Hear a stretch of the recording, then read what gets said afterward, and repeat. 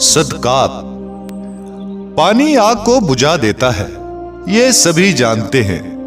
طاقت سے بڑے بڑے پتھروں کو لڑکا دیا جا سکتا ہے، یہ بھی سبھی جانتے ہیں۔ اللہ کے رسول برحق صلی اللہ علیہ وآلہ وسلم نے ایک دن اپنے صحابی حضرت کعب بن عجرہ سے فرمایا کہ صدقہ گناہوں کو اس طرح دور کر دیتا ہے جیسے طاقتور آدمی پتھروں کو لڑکا دیتا ہے۔ دوسری روایت میں ہے، آپ صلی اللہ علیہ وآلہ وسلم نے فرمایا کہ صدقہ اس طرح گناہ کو مٹا دیتا ہے جیسے پانی آگ کو بجھا دیتا ہے۔ صدقہ یعنی اللہ کی راہ میں کچھ دینا ایک مالی عبادت ہے۔ صدقہ فرض نہیں، نفل ہے، لیکن اللہ نے بار بار اس کا ذکر فرمایا ہے اور اللہ کے رسول صلی اللہ علیہ وآلہ وسلم نے بار بار اس کی ترغیب دی ہے۔ رمضان کے مہینے میں تو اللہ کے رسول کثرت سے صدقہ دیا کرتے تھے۔ آپ صلی اللہ علیہ وآلہ وسلم کا یہ حال ہوتا کہ بس دیے ہی چلے جاتے۔ عبداللہ بن عباس کہتے ہیں، یوں معلوم ہوتا کہ ساون کی جھڑی ہے، لگی برسنے تو ٹوٹتی نہیں۔ کبھی کبھی زکوٰۃ، فطرے اور عشر کو بھی صدقہ کہا جاتا ہے۔ ایسی صورت میں یہ صدقہ واجبہ ہے۔ صدقہ و خیرات کی روح صدق اور سچائی ہے۔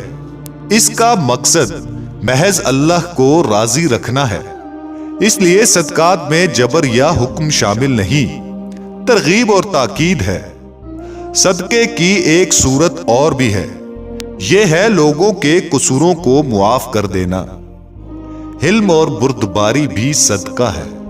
بدلہ نہ لینا یہ بھی صدقہ ہے۔ بہت سی غلطیوں کے لیے یہ کفارہ بن جاتا ہے۔ خیرات اور صدقہ کی بہتر صورت یہ ہے کہ چھپا کر دیا جائے، اس طرح کہ سیدھے ہاتھ سے کچھ دیا جائے تو بائیں ہاتھ کو خبر نہ ہو۔ اس طرح لینے والے کی خودداری کو ٹھیس نہیں پہنچتی، لیکن کبھی کبھی اسے دکھا کر بھی دیا جا سکتا ہے۔ اس کا مطلب نمائش نہیں، دوسروں کو ترغیب دلانا ہے۔ تبوک کی مہم کے وقت نبی اعظم صلی اللہ علیہ وآلہ وسلم نے کھلے عام عطیات قبول فرمائے تھے۔ آدمی کو اگر اللہ نے دیا ہے تو اسے خیرات سے کبھی ہاتھ نہ روکنا چاہیے، بلکہ جس کے پاس ضرورت سے زیادہ ہے اس پر تو خیرات ایک طرح واجب ہے۔ اگر کھاتے پیتے لوگ ہاتھ روک کر بیٹھ جائیں گے تو گنہگار ہوں گے، کیونکہ یہ اخلاقی اور سماجی فریضہ ہے۔ حکم ہے کہ آگ سے بچو، چاہے کھجور کا ایک چھلکا خیرات کر کے بچ سکو۔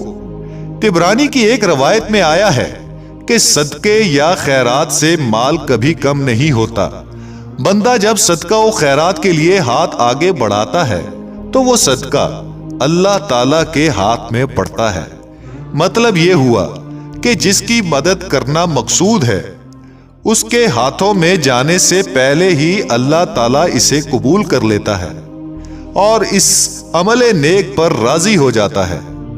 ایک میاں جی اپنے دفتر سے اٹھتے ہیں، راستے میں پھل پھلاری ایک سے ایک بہتر چیز اپنے بیوی اور بچوں کے لیے خریدتے ہیں، ساتھ ہی کچھ اللہ کی راہ میں بھی بانٹتے آتے ہیں۔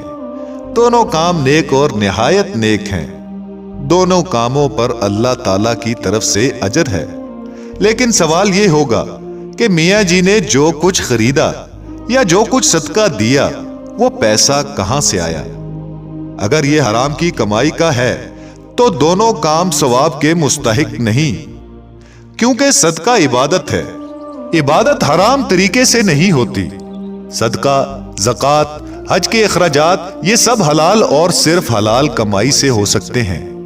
رشوت، چور بازاری، لوٹ، غبن، سود، چوری یا ڈاکے، مہنگے داموں مال بیچ کر کمائے ہوئے روپے سے کوئی مالی عبادت نہیں ہو سکتی۔ اللہ کو نہ ایسا صدقہ اور فطرہ قبول ہے، نہ ایسی حرام کمائی سے حج کرنے والے کے حج سے وہ راضی ہوتا ہے۔ ارشاد نبی صلی اللہ علیہ وآلہ وسلم ہے کہ جس نے ایک کھجور کے برابر بھی حلال کمائی سے صدقہ کیا تو اللہ تعالیٰ اسے دائیں ہاتھ میں لیتا ہے، یعنی اس میں بڑی برکت عطا فرماتا ہے۔ پھر اسے صدقہ کرنے والے کے لیے بڑھاتا رہتا ہے، بڑھاتے بڑھاتے رائی کو پربت بنا دیتا ہے۔ یعنی صدقات کا ثواب بے شمار ہے۔ ہر آدمی قیامت کے دن اپنے صدقے کے سائے میں ہوگا، حتیٰ کہ لوگوں کے درمیان فیصلہ کر دیا جائے گا۔ قیامت کے دن 7 آدمیوں کو اللہ تعالیٰ اپنے عرش کا سایہ عطا فرمائے گا۔ ان میں سے ایک وہ ہے جو صدقہ و خیرات کرتا ہے اور اسے نمود و نمائش کا ذریعہ نہیں بناتا۔ اس طرح صدقہ کرتا ہے کہ بائیں ہاتھ کو معلوم نہ ہو کہ دائیں ہاتھ نے خیرات کیا ہے۔ صدقے کی وجہ سے شیطان کے 70 جال ٹوٹ جاتے ہیں۔ تنگ دست آدمی کا صدقہ و خیرات کرنا اللہ تعالیٰ کو زیادہ محبوب ہے، کیونکہ حکم ہے کہ خوشحالی ہو یا تنگی، دونوں صورتوں میں اللہ کی راہ میں دیے چلے جاؤ۔ غریب رشتہ داروں کو صدقہ دینے میں دگنا ثواب ہے۔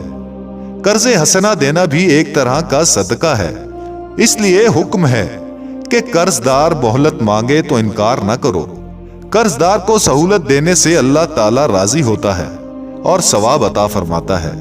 جو تنگ دست پر آسانی کرے گا، اللہ تعالیٰ دنیا اور آخرت میں اسے فراغت عطا فرمائے گا۔ اور اللہ ہمیں توفیق دے کہ ہم بھی اللہ کو راضی کرنے کے لیے صدقہ دیا کریں۔